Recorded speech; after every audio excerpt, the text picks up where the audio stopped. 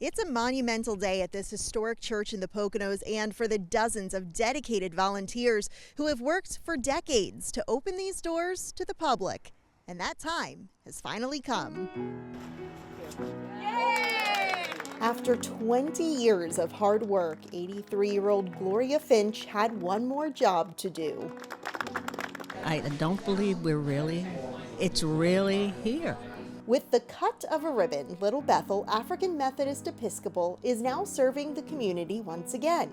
Known as one of Pennsylvania's oldest black churches, the landmark on North 3rd Street in Stroudsburg is now home to a museum and lending library. We're hoping that this will become a community space that is as beloved as it was many years ago. After serving in the Civil War, the church was built in 1868 by members of the United States Colored Troops, a branch of the Union Army. Some of those members are credited with pursuing President Lincoln's assassin and leading his funeral procession.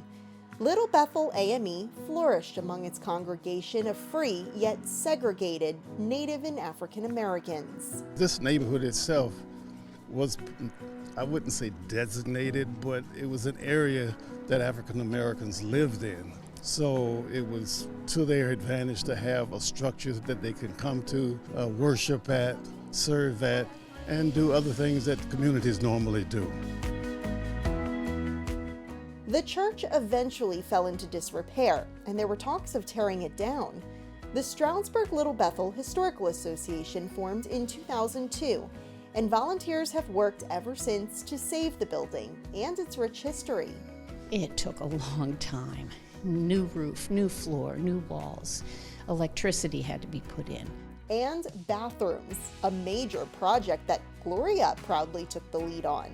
I know what it was when there were outdoor bathrooms. And I'm that old. And they said, all right, you come in, you make sure that the bathroom takes place and is a connected bathroom. Little Bethel AME is open to the public every Tuesday from 12 to 3 and by special request. The space features a diverse collection of books written by or about African Americans. Visitors can also check out slideshows, old articles, and photos.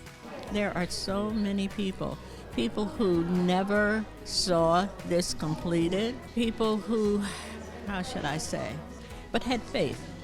There are people who recognize what this place is, and it means something to us all. It means something to everyone. I am so pleased. A new chapter in preserving history and sharing stories of the past. I'm Brianna Strunk with the Pocono Television Network.